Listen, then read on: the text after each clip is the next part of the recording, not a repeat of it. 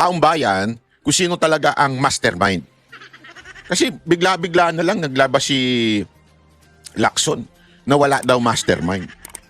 Kasi ngayon, whether you like it or not, people are looking for the mastermind. Oh, well, hindi pa pwedeng ano yan. Hindi pa pwedeng yan po ay anuhin natin, isnabin o bali parang baliwala na lang na hindi. Walang mastermind. Hindi pa pwedeng ganun. Di ba? Hinahanap ng taong bayan yan. Pero ngayon, tila ang focus dito kay Mabanta at yung pangingikil. Ano ba ang nais iparating ng NBI o ng gobyerno sa taong bayan habang etong flood control controversy ay unti-unting nawawala? Anong nais iparating nitong paghuli kay Mabanta? Hindi kasi pwedeng wala lang eh. Meron silang plano. Meron silang nais ipahatid sa taong bayan. Di ba? Ito ba ay set up lang talaga? O baka naman may naglalaglagan? Na hindi natin nakikita. Ang nakikita lang natin yung mga panglabas na player. Katulad ni Mabanta. Katulad ng mga kasamahan niya. Pero meron talagang nasa likod ng mga pangyayari. Ito, himay-himay natin yan. Panoorin muna natin tong balita na to. Na setup lamang daw, yan po ginigit ngayon ng vlogger, influencer at content creating platform founder na si Franco Mabanta matapos ang arestuin ng NBI sa Pasig. Kaugnayan ng umano'y mali-manetang perang tinanggap ng kanyang grupo para umano hindi ikanta si dating House Speaker Martin Romualdez. Nasa frontline. Ang balita niyan si Gio Robles. Mali-maletang pera may kabuang halagang 75 million pesos ang nakalatag sa mesang ito. Ito ang marked money na kunwari ay paunang bayad ng kampo ni dating House Speaker Martin Romualdez sa 5 lalaki na... Ito mga kababayan, atin munang tayo 'di ba? Paulit-ulit ko naman sinasabi sa inyo ito. Pag tama, palakpakan, pag mali, banatan. Kasi may mga nagko-komento na bakit daw nakapaglabas ng pera ang NBI sa ganyan. Ibig sabihin paano nila na-entrap? Paano nakapaglabas at nakapagbayad di umano si Romualdez ng pera? Ito, sabi ko nga sa inyo, pag tama, palakpakan, pag mali, banatan. Doon tayo sa totoo. Huwag tayo mag-imbento. Ganito yan. Ang paliwanag ng NBI at paliwanag din ng mga ilang batikang mamamahayag, katulad po ni Ted Filon. As a matter of fact, hindi ko lang kasi nagka-copyright po sila Ted Filon kaya hindi ko mailagay dito. Ang paliwanag nila dyan, yung nasa ibabaw lang ang totoo. Yun yung pera ng NBI. Hindi daw pera ni Romualdez daw. Yung nasa ilalim, mga fake na money na yun. Yung pinapagawa nila. At yan daw ay napondohan nila yung nasa itaas sa pamamagitan ng confidential funds. At yung nasa baba, mga peke na yun. Yung madaming pera na yan, yung pinapakita, yan.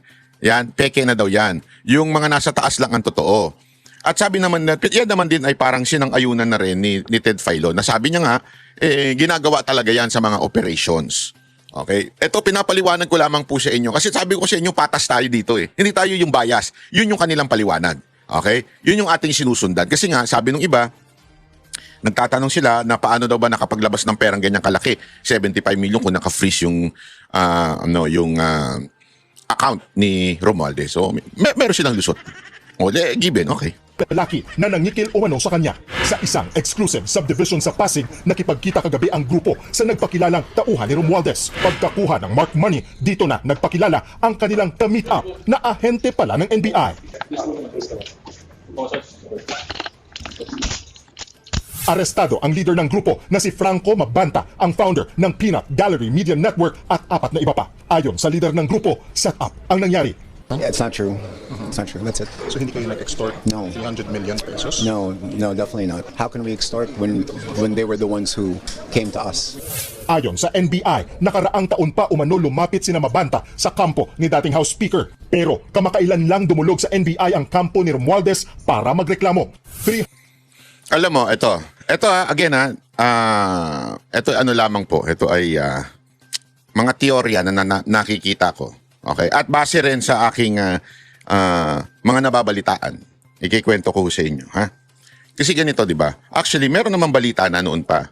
Ewan ko kung totoo, kasi hindi ko masyado na pinanunood dyan nung may naaamoy na ako sa PGMN. Sa totoo lang, hindi lang ako nagsasalita pero may naaamoy na ako nung una. Sabi ko, nako. Marami kasi dyan na ito talaga, si Franco Mabanta, PR talaga ito eh. Okay, PR man talaga to. Tapos nung nagtayo siya ng online na news, may naamoy na ako. Sabi ko, okay, gagamitin ito para sa kanyang kliyente. Kaya hindi ko masyadong sinasakyan yung kanyang mga expose kuno. Yung expose, lalong-lalo na mahilig mag-expose dyan yung babae nila. Na ngayon, sabi nila, nagsara na ng kanyang account. Or na. Alam mo, dati pa, marami na ako nababalitaan na ang backer daw nitong PGMN ay si Romualdez. Oh, yan ay nababalitaan ko, naririnig ko. Pero syempre, hindi natin binabalita yan dahil sa kwento-kwento lang ng sa mga inner mga vloggers. So sabi ko, tapos ang sabi nila sa akin, tingnan ko daw yung PGMN, hindi bumabanat kay Romualdez. Bumabanat kay Marcos, pero kay Romualdez hindi bumabanat. Hanggang may narinig nga akong kwento na nung napasok doon si Attorney Rowena Guanzon, di ba, matindi bumira yung kay Romualdez. Sabi daw, kwento lang sa akin, ito ay kwento, hindi ko alam kung totoo. Sabi sa akin, pinipigilan daw si Attorney Rowena Guanzon. Tanong niyo sa kanya. Ngayon, nung pinipigilan daw siya, eventually, nakita ko parang nawala. Nalipat sa Net25 at saka merong programa sa SMNI. Kasi sa SMNI, I can talk sa Net25 kung ano yung kanilang ano. Pero sa SMNI, walang ganyan. Bumira ka kung gusto mo. Kami nga pinapayagan di ba? Ibig sabihin, ang freedom of speech sa SMNI sobrang pinababayaan yan kasi nga yan ang kalayaan mo. Even ikaw ay sa totoo lang ang dami na pong demanda ng SMNI dahil sa mga programa nila dahil yung mga host bumabanat. Pero gayon pa man, hinahayaan lang nila yun kasi freedom of speech yun di ba? Kaya nga nung napansin ko na parang nawala si Atty. Rowena Guanzon doon, sabi ko may something na. Tapos nung narinig ko tong balita na to, since last year pa pala nagkakaroon na daw ng negosasyon. So, kasi ganyan ang style ng mga iba Hindi ko sinabing sila pipitik ng konti, tapos magwa-warning doon doon sa pinipitik niya. Sasabihin, gusto mong tuluyan ka namin? No, eto. Ayaw mong tuluyan? Eto. May mga ganyan talaga. Kaya yung mga nagsasabing quote-unquote na setup, sa totoo lang po pasensya na kung medyo magdi-disagree ako doon sa iba. Sa tingin ko hindi setup. Sa tingin ko, mas nilaglag. Bakit? Kasi remember, ang context nito remember, si Franco Mabanta, malapit yan kay Marcos. Malapit yan kay Marcos, ang duda ko nga, may basbas ito. Duda ko lang. Okay? Yung kanyang galaw, may basbas. Hindi ko sinasabi kung sino may bumasbas sa kanya. O may mas mataas pa sa kanya. Hindi ko sinasabi kung sino, Pero, that is something na pinag-iisipan ko talaga. May basbas kaya ito, nung nasa taas niya, para kikilan, di umano, allegedly, si Romualdez? Kasi, yung boss niya, kung sino man yun, yung close niya, definitely not the Duterte, okay, ay hinayaan siya, tapos, para makuhaan etong si Romualdez. Para bagang ganito. Ito, teorya. Hindi ko sinasabing it's a fact. This is just a theory. According to what I'm seeing doon sa mga balibalita. Na nagsabi siya doon sa boss niya, hindi ko alam kung sino, hindi ko na sasabihin. Sinabi niyang meron kaming hawak na ebidensya laban kay Romualdez. At malamang sa malamang, hindi alam nung boss niya na sinabing, sige, ilabas nyo na yan. So, nung sinabing ilabas nyo na yan, nilaglag nung boss niya, si Romualdez, ewan ko kung sino yung boss niya, tanga na lang kayo, pwede nyo maisip kung sino yun. Sige, laglag mo na yan kasi, tandaan ninyo last year pa pala yan. Pero bakit ngayon lang naganap yung pangyayari? Yang quote-unquote setup, quote-unquote extortion. Parang, last year pa pala nag-uusap, pero ngayon lang, pinush. Ngayon lang, pinayagan. Parang ganon. Ano ba ang mga circumstances na nangyari? Yung circumstances na nangyari ay unti-unti nang binabanggit ni Remulla si Romualdez as mastermind. Binanggit niya ito, di ba? Pinapakasuhan ng ombudsman si Romualdez. Kasama pa nga daw doon si Chis kahit di naman para lang hindi halata. Sinama si Chis. So pinapakasuhan. After nun, nagkaroon 'di ba yung maingay na tungkol sa hindi palalabasin yung whole departure order, hiningan. Tapos nagsalita si Romualdez. Nagbabanta. Sabi niya, hindi ako papayag, ilalaglag ko kayo. Parang hindi pwedeng ako lang. Sama-sama tayo sa imperno, sarang ganun. Parang ganun ang tipo niya, yung threaten eh. Tapos, parang biglang nagkasa ng entrapment. Nakikita nyo? So matagal na pala yung negosasyon noon, pero ngayon na nilalaglag na si Romualdez ng tunay na mastermind. Nilalaglag na siya. Bigla siyang pumayag na, okay, ganun pala ha. Sige, papayag na ako, pero i-entrap ko itong tao ninyo. Medyo checkmate sila dito. Bakit? Ganito kasi yan. Ito isipin nyo lang ito ha. Ito'y haka-haka ko lang naman. Di ko sinasabing fact. Haka-haka ko lang. So, nung nalaman ni Romualdez na nilalaglag na siya ng administrasyon na ito, sabi niya, okay. I-entrap ko ngayon yung tao nyo na nangingikil sa akin. I don't know kung alam ba ng tunay na mastermind yung ginagawa ni Franco. Kasi malamang, sinabihan lang, o parang inalaw lang siya kasi wala na kaming pakialam dyan. Di ba? Or, inalaw lang siya na ilabas mo na yan para malaglag na itong si Romualdez. Pero syempre, dahil negosyante daw, di umano, allegedly, may mindset si Franco Mabanta ng ganyan. Hindi ko sure ha. Hindi ko sinasabing totoo ito ha. Ito'y kwento-kwento lang na naririnig ko. Sabi, baka daw, okay. Sige, ilalabas ko to pero pakikinabangan ko muna. So may hawak talaga silang alas pero pakikinabangan. So, idinimanda ngayon, allegedly, in-extort niya si Romualdez. At si Romualdez naman, okay, ilalaglag ko ngayon o i-entrap ko yung tao nyo. Na-entrap na. Okay, nahuli na. Ito ang tanong. Makakalaya ba? Remember, malapit ito. Nakita nyo naman yung mga photos na lumabas. Kahapon, pinakita rin natin. Yung video. Kasi kung hindi ka close, gagawan ka ba ng surprise birthday party kung hindi ka close ng isang tao? Nandun pa sila? Naintindihan mo ibig ko sabihin? That is, kung wari, ginawan ako ng surprise birthday party. Uy, by the way, malapit na pala birthday ko sa August, 50 na ako. I know, hindi kayo maniwala 50 ako, pero ganyan talaga eh. Nagagawa ng filter. Ngayon, totoo. Paano kunwari sinurprise birthday party ako ni BP Sara Duterte? Halimbawa lang, pero hindi malabo yun. Halimbawa lang, sinurprise birthday party niya ako. Tapos i-deny ko na hindi kami malapit. Di ba isang malaking katarantaduhan? Yun nga lang mag-fan sign si BP Sara Duterte ng Madriaga, sinasabi ninyo, kaibigan, kakilala. Pero yung nag-birthday party at niyakap pa, hindi kaibigan. Double standard eh, di ba? So, anong na-establish dito? Ang na-establish talaga dito, malapit siya kay Marcos at kay First Lady. Ang tanong, sasalbahin kaya siya ni Marcos sa kaso na to? Di ba? Mukhang si Franco Mabanta is just a pawn. Diba? Para lang hindi siya talaga yung nasa likod nito. Mukhang labanan ito ni Marcos at ni Romualdez. Pawn lang si Franco Mabanta. Ngayon, mukhang i-checkmate ni Romualdez si Marcos. Ang tanong, eto matinding tanong. Iiwan kaya sa ere ni Marcos si Franco Mabanta? Tandaan ninyo, meron ng history si Marcos na nanlalaglag ng kaibigan. Nagsimula yan kay ES eh. Talagang close sila pero nilaglag niya. Marami ng pagkakataon na nanlalaglag yan after niyang pakinabangan. Sinong perfect example niyan? BP Sara.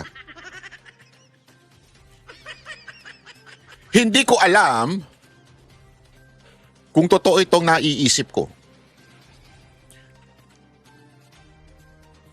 Na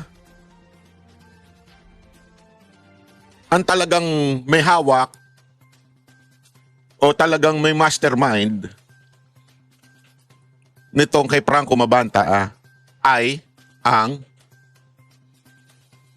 presidente. Ano sa tingin ninyo? Hindi, ito'y haka-haka ko lang. Kasi malapit sila di ba? Dati. Hindi ko alam ngayon. Siya ba? At ginagamit ito na para... Kasi kung mapapansin ninyo, ano ito iba yung galawan ng media na to Kaya nung una, amoy na amoy ko na to Lalo na yung babae nilang host na iginagaya nila kay Mocha. Amoy na amoy ko na Sabi ko, may something dito. May something dito. Di ba? So, after nun, nung nagkalaglagan na, sabi ko mukhang meron na itong alitan. Mukhang naglalaglagan na talaga si Romualdez at si Marcos. I-checkmate ngayon ni Romualdez si Marcos sa pamamagitan ng entrapment na ito. Tandaan ninyo, even if wala sa kapangyarihan na si Romualdez bilang speaker, ay maraming datong si speaker. Hindi natin mapapagkailayan. Kung datong at datong lang, kaya niyang paandarin ang ilang mga politikong nasa enforcement. Yun na lang. Yeah? So, yan ang matinding tanong ngayon. Sasalbahin kaya? Ililigtas kaya ni Marcos etong si Franco Mabanta? Makakapag-bail kaya etong si Franco Mabanta? Di ba? Kasi sabi, bailable daw, ganyan-ganyan. Pero depende kasi yan Meron ako narinig na depende pa rin daw yan doon sa kaso. Kung gaano kalaki yung kaso. Alam nyo naman sa Pilipinas, di ba? Yung pagbe-bail, minsan nakadepende yan kung sino nakaupo sa gobyerno. Hindi ko man, sabihin ba nating separate entity ang executive at judicial, pero we know. Hindi tayo pinanganak kahapon. Di ba? Yan ang tanong ngayon. Makakapag-bail kaya si Franco Mabanta? Sana sundan ito ng mainstream media. Kaya lang kasi ngayon, tila ang sinusundan ng mainstream media ay idikit si Mabanta sa mga Duterte. Ang problema, tad-tad ng post si Mabanta na malapit kay Marcos. Yan ang problema sa mga, hindi ko sinasabing ganun si Mabanta. Kaya tayo, minsan ingat din tayo magpicture sa kung kaninong politiko. Ingat talaga ako Kasi ayokong magamit someday. Mas mabuti pang, unless ako sigurado dun sa tao na yun. Di ba? Kung talagang sigurado ako na itong tao na ito, matino ito, yan talaga, papicture tayo. Pero minsan kasi ingat talaga ako sa mga ganyan. Kasi baka mamaya, makulayan. Even if wala naman, hindi ko sinasabi mga nagpapapicture, may kulay Wala, I mean, kaya lang, alam mo naman ng utak ng mga tao minsan gagamitin pa. Halimbawa, yung picture ni Mabanta at kay Mocha doon sa PCOO. PCOO yun walang kinaugnayan si Mocha doon. Nagpunta lang si Mabanta nung time na yun para lang, alam mo, dumalaw-dalaw kasi kakilala. Dalaw siya doon. Tapos nagpicture. Ngayon, lumalabas tuloy na kung ano-ano. At saka yung sinasabi na may partisipasyon siya doon sa yung kay PRRD. Wala siyang partisipasyon doon. Kaya nga sinasabi ko sa inyo, maraming sa mundo ngayon social climber. Halimbawa, hindi naman sa hindi tayo may nakita kang kotse na maganda. Di ba, papapicture ka, kunwari, bubuksan mo pa yung pinto. Parang ako, ganun social climber. Kaya, unless you're making a point of being funny, pero sa totoo lang po, minsan nature na ng tao yan yung ganyan. Kaya nga, nakakatakot din minsan tuloy natin. Tuloy. 150 million pesos umano ang halaga na hinihingi ni Mabanta kay Romualdez kapalit ng hindi paglalabas ng expose kaugnay umano ng katiwalian ng dating House Speaker. Kalaunan, ibinaba umano sa 300 million pesos ang halaga na babayaran umano in cash. Nag-demand sila ng 4 tranches. So yung 4 tranches is consisting of 75 million per tranche. Meron deadline So kung hindi masettle yun, May 5, magre-release sila ng first part 1 ng video. Isa sa ilalim pa ang expose video sa pagsusuri ng NBI Forensic Team. Ang NBI po will act on evidence-based po tayo even dito sa nangyari na to. Sinundan natin kung saan po pupunta yung ebidensya. Sumailalim na sa online inquest proceedings sina Mabanta sa reklamong robbery extortion. Dadalhin sa NBI detention facility sa Muntinlupa sina Mabanta. Si Mabanta ay bahagi ng campaign team ni Pangulong Bongbong Marcos noong 2022 presidential elections. Kilala rin siyang taga-suporta ni dating Pangulong Rodrigo Duterte. May libo-libong followers sa social media si Mabanta kung saan madalas siyang mag-post ng mga komentaryo sa politika at iba pang national issue. Ayon sa NBI, hindi nila pinag-iinita ng mga kritiko ng gobyerno. Wag raw haluan ng politika ang operasyon ng NBI. We, May mga personality na tumitira reputational attacks to gain money, to gain position. Dapat yun yung managot. Pero yung NBI, let's be fair to the men and women of NBI, law enforcement itong mga to. Nagbabalita mula sa front. alam mo, Director, we are fair to the NBI. But to you, hindi. Hindi sa totoo lang. As a matter of fact, ang turing nga daw sa'yo, di ko alam kung totoo ha. May mga nagkikwento sa akin na taga-loob dyan. Ang turing nga nila sa'yo, taga-labas eh. Which is totoo naman kasi talaga, na taga-labas ka. Hindi ka naman talaga masasabi nating from the ranks eh. Di ba? Ikaw naman talaga taga-labas. Ngayon, ang tanong lang, fair ka ba? Ako, sure ako yung mga NBI, fair. Yung mga agent na naandyan, yung mga career officer, fair yan. Pero ikaw, you're a politician. Period. You are a politician. And you were appointed by the president. And so far, ang mga nahuhuli, lahat, quote-unquote, nakikriticize sa presidente. Not necessarily a Duterte supporter. Let me be clear not all na nakikriticize kay Marcos ay Duterte supporter. Marami dyan nakikriticize kasi talagang ayaw lang si Marcos. Marami din dyan na ginagamit lang ang mga Duterte. Marami din dyan ang namemera lang. Kaya kinikriticize. So, let's be fair. You want fairness? I'm telling you, being fair. Kung anong tunay na pagiging fair. So, ang dami-dami dyan na binayaran para banatan si BP Sara Duterte. Bakit hindi ninyo yun i-case build up yung mga ganun? Kasi meron nga dyan, ewan ko kwento-kwento lang, di ba? Na talagang namemera lang na mga vlogger. Bakit hindi ninyo ini-entrap o kini-case build up? Kasi mantakin mo eto. Bigyan ko kayo. Simple lang naman ito Simple lang mga kababayan. Walang trabaho. Okay? Mahina yung views ng YouTube. Kasi okay lang ako kung walang trabaho. Okay lang. Kung malakas yung vlog niya sa YouTube. That's alam naman natin, social media, malakas financial yan. Di ba? Ang sabihin, sa ibang bansa, talagang trabaho ang pagiging vlogger. At mas malaki pa ang kita niya kaysa sa mga executive. Which is totoo naman talaga. Alam natin yan. Okay? Pero ito ang tanong. Marami dyan, nagkikriticize kay BP Sara Duterte, wala namang followers. Mahina naman ang kanilang YouTube. Pero bigla nagkakakotse, dati nasa kubo-kubo lang, ngayon nasa magandang kondominium na. Paano nangyari yun? Di ba? Paano nangyari yung mga ganun? Doon mo malalaman. Wala ito mga mahina ang views nito sa YouTube. Laging ang bad dahil sa pagmumuray.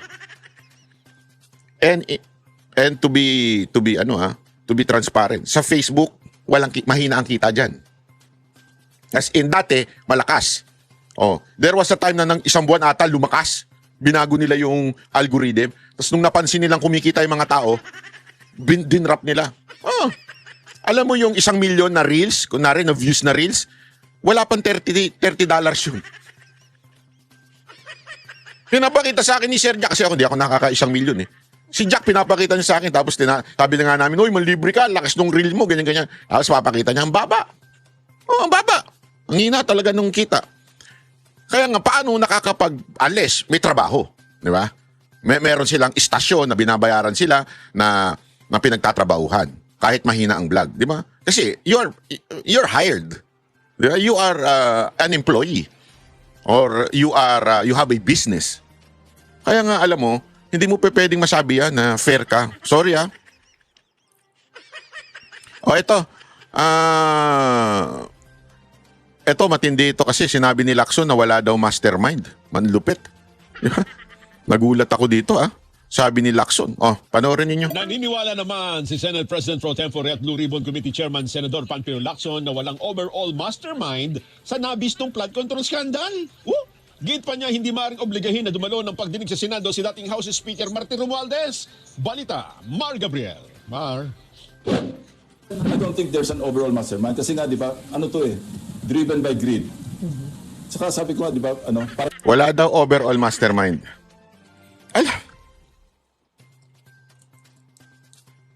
Napakakalokohan nito, Lacson. Sobra. Alam natin na may korupsyon. Alam natin na may ghost flood control. Paano nangyari yun? Bilyon yung pera. Saan nagsisimula? Sa executive. Sino nag-a-approve? Di ba? Legislative. Kanino pipirma? Babalik ang pirma. Sa executive. Sino mag-execute ng pera na ilabas at ibigay doon sa mga kontraktor? Executive. Tapos sasabihin mo, walang mastermind? Ang laking kalokohan nito, mga kababayan. Si Raulo na lang talaga maniniwala dito. Sorry pero that's the truth Si Raulo na lang talaga maniniwala dito kay Lacson. Sitik Matapos ang 8 pagdinig ng Senate Blue Ribbon Committee, wala raw nakitang overall mastermind sa nabistong flood control scandal. Ang chairman nito na si Senator Panfilo Lacson. Sabi niya, walang iisang personalidad na nagmando para maisagawa ang malawakang korupsyon. Ang meron daw ay mga mastermind sa regional level. Merong organized ng grupo pero within a certain agency, within a certain district engineering office like the Bulacan. Yun talaga sindikato yun. As we know, merong gustong antumbukin, sir, yung former speaker hanggang kay presidente. Yun ang gustong If antumbukin. they have the evidence, present nila. Magdala sila. Lacson! Evidence! Si Diskaya, idiniin nyo, nagbigay na ng evidence. Eto this is how foolish Lacson is. Sorry Lacson, pero tanga ka talaga Mantakin mo, yung kontraktor ang nagbibigay ng pera sa mga congressman o sa mga opisyal ng gobyerno. Eto, isang kontraktor, sinasabi na niya, eto si, sa amin, si Romualdez. Ano sabi mo? Anong pinalabas nung mga pangyayari nun? Lalabas Biglang nagkapalitan ng leadership. Biglang yung Blue Ribbon, hindi na in-entertain si Sinong kinontrol? Yung mga taga-DPWH. Remember, recipient lang yung mga taga-DPWH. Tumatanggap lang. Mula saan? Sa kontraktor. Kasi sila binabayaran. Tapos yung kontraktor sila magbibigay. Di ba yung mga kontraktor nga nag-a-advance pa? Dahil yung pera wala pa from the government, mag-a-advance payment sila sa mga opisyal ng gobyerno. Tapos biglang tinuro na sila Revilla, sila Chis Escudero, idinadamay alam mo halatang-halatang diversion si Chis Escudero, si Revilla, si muntika na si Villanueva, tapos pati si Estrada. Diversion yun Hindi naman yun nabanggit ni pangalan nito nung kontraktor na si Diskaya As a matter of fact, mamaya papakita ko sa inyo. Yung mga testigo, kuno, laban kay Revilla, di ba? Lahat po yun. Pinakita na natin dito, lahat po yun. Walang direktang kaalaman kay Revilla. Sino lang ang nagturo? Yung isa lang na nakatanggap din. Bakit niya tinuro? Kasi nga, hindi pa pwedeng ako yung pinakamaraming natanggap. Kailangan merong iba para maligtas yung sarili ko. That's the motive.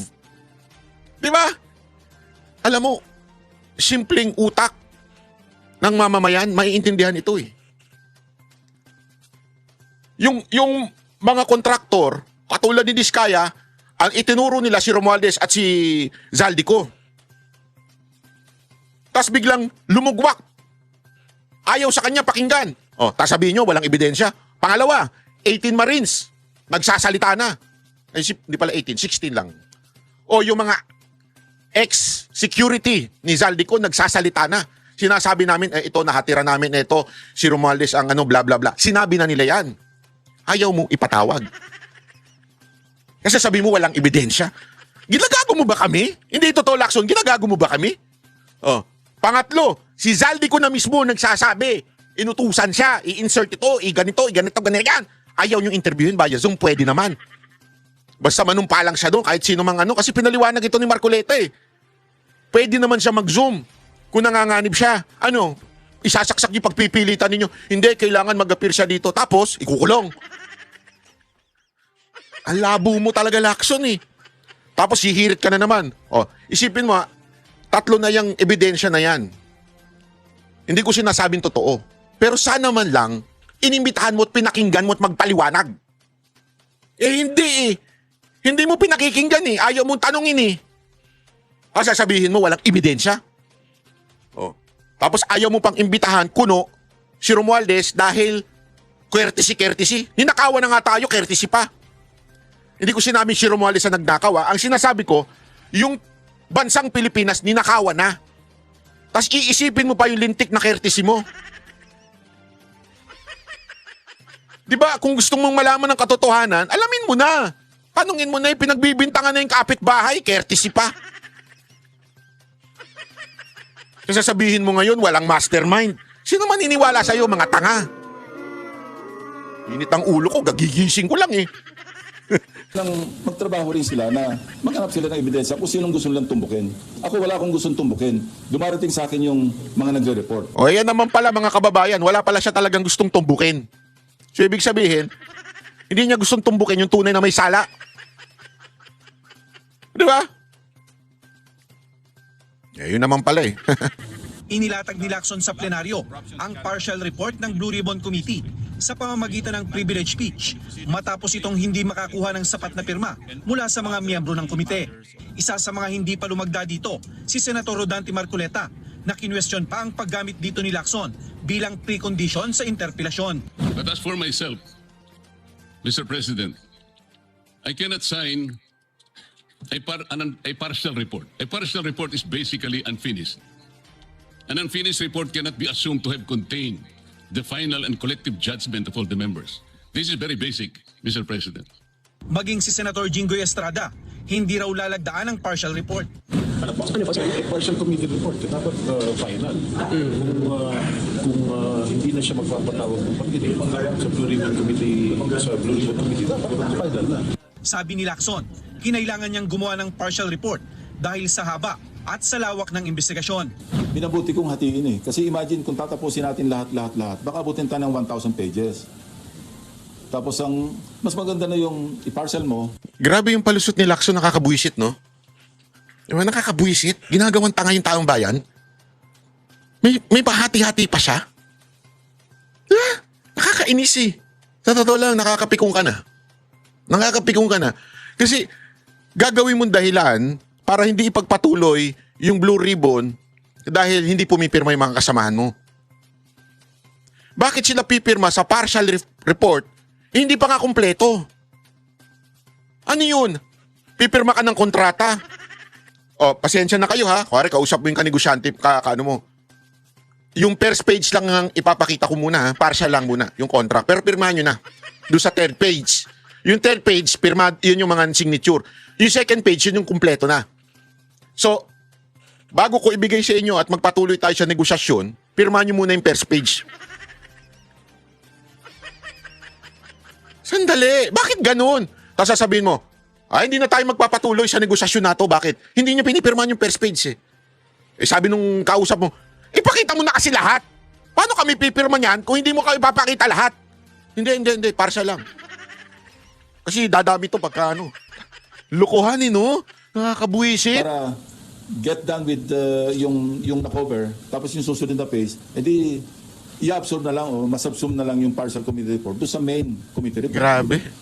Sa chairman's report ni Lacson, inilabas niya ang mga nakalap na ebidensya at mga personalidad na inirekomenda ng komite na kasuhan, kabilang ang mga DPWH official at ilan nilang kasamahan sa Senado, kabilang sina Senator Chis Escudero, Senator Joel Villanueva at Senator Estrada. Not bothered by it. Tsaka naglabas na ng statement na wala akong sinasabi ni Bryce Hernandez kung nag-ilig sa house. Ako ko yung nag-insert ng 355 million. Yung sinabi naman dito na wala nang talawin search. Talaga nang nakapangilala sila. Tama nga naman hindi pirmahan. Paano ko doon sa yung partial, yung kalahati biglang nandun ang pangalan nila nila Estrada, tapos pinirmahan nila. Tayo nang gaguhan no? Nakakabuisit ito si Lacson. Sa totoo lang nakakabuisit ka. They won't take it as a gospel truth. For further investigation naman ang rekomendasyon ng komite kay dating House Speaker Martin Romualdez na muli raw iimbitahan sa susunod na pagdinig. Pero sabi ni Lacson, hindi pa rin siya maaaring obligahin dahil sa umiiral na interparliamentary courtesy sa pagitan ng Senado at Kamara. Pero ang nangyari, Mr. President, ang ating boss, ang mga amo natin, ang taong bayan, ang hindi na po iginalang. Hindi lang pangbabastos sa mga taong bayan ang ginawa ng mga magnanakaw at kawatan nitong flood control projects. Igagalang pa ba natin, Mr. President, ang mga tinutungo ng ebidensya na sangkot ang mga taong gusto nating ipatawag in this chamber? Kaya nga sabi ko kanina, wala sa hulog eh.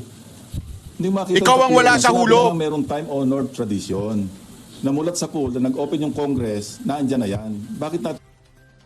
Ito yung palusot ni Lacson na ayaw niyang imbitahan itong si Romualdez. Kasi daw, meron ng tradisyon.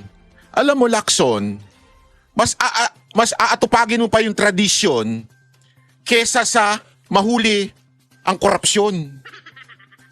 Di ba? Yung korupsyon po ba, nire-respeto niya ng tradisyon?